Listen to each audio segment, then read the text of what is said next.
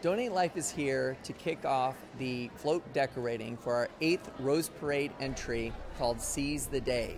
We have about 200 volunteers here today. About half of them are working on the float, applying seeds and dry materials to help color it and texture the float. And then the other half are here to decorate images of their loved ones. These are our Floragraph memorial portraits of deceased organ and tissue donors, many of them decorated by the family members themselves or by volunteers decorating on the family's behalf. I'm doing a Floragraph for my father who donated his organs in 1987. It means a lot to me because I was so little when he passed away that I don't remember him at all, so doing this kind of helps build memories of him that I couldn't build when I was so little.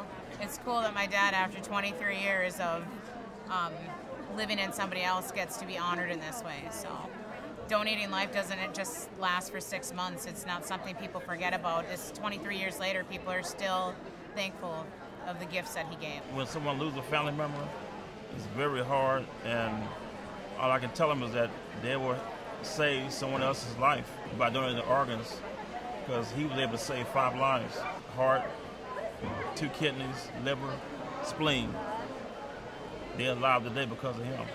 Once the Floragraphs are decorated, we place them on the float in the Rose Parade for all the world to see. They will be on the streamers coming off of the Delta kites, 60 of them in all, and very proudly showing that when you are an organ and tissue donor, you are remembered. Taylor was my daughter. She was 11 years old, and she was killed in a car accident on October 5th of 2009. When we knew that she wouldn't survive her accident, I actually approached them and stated that she wanted to be an organ donor because that was her wish.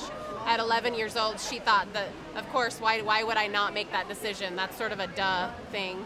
That was sort of how she said it. It really hits home that we're not the only ones going through this. Sometimes you kind of feel that way, like you're the only ones that have ever felt like this, but looking around here, it's very evident that we're not. We will have people riding the float as always. Most of them are transplant recipients. Some of them are family members of deceased organ and tissue donors riding in the memory of their loved ones. We are honoring our son, Jeremiah Dozer. He was killed at the age of 24.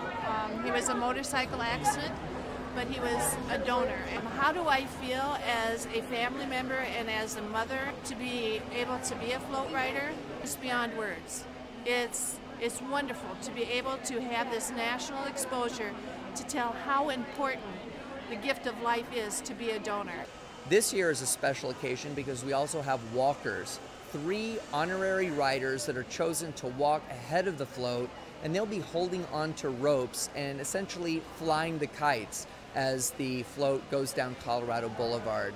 Our lead float walker is Ann Lopez, who donated a kidney to comedian George Lopez. It's the biggest honor that I think anyone's ever given me, to be able to walk and represent live donors in the Donate Life float it's just amazing. I'm actually one of 3 walkers. I'm representing live donation. There is someone from a donor family, which is representing someone who's made the decision after a loved one has passed away to give their organs for donation. And then there's going to be a recipient, so someone who, I think it's a heart recipient. So the 3 of us kind of represent the 3 branches of organ donation. All across the country, there are state donor registries where you can sign up either through the DMV or online. At the DMV, it's very simple because all you do is check yes when you renew your driver's license or ID card. And in fact, 92 million people have done so. So we encourage anyone who's applying for a first-time license or renewing their license and hasn't checked yes already to join the nearly 100 million people that have done so and decide that today I'm going to check yes, be a donor, and save lives. My name is Kathleen Rush, and this is my nephew, Esteban Chavez.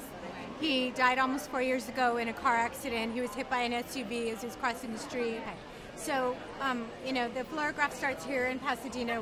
We finish it, me and my best friends here, we'll finish the Floragraph, everything except for the eyebrows, which then they, Donate Life will ship the Floragraph and all the materials for them to finish the eyebrows out to Arvada, Colorado, so that they can feel that they're a part of the Floragraph process and Donate Life's parade. It's great that they're able to do this. And and being a donor or a recipient, that you have this special thing to remember someone by. It's awesome. 20 years ago, we were walking on the scaffolding here when we came down to visit our family in California, and we came and watched everybody doing what we're doing right now. And at 8 years old, he said, those floats, we remember this, those floats are so cool. How do people get to ride on them and participate? 20 years later, here he's being honored on the float, on the Donate Life float.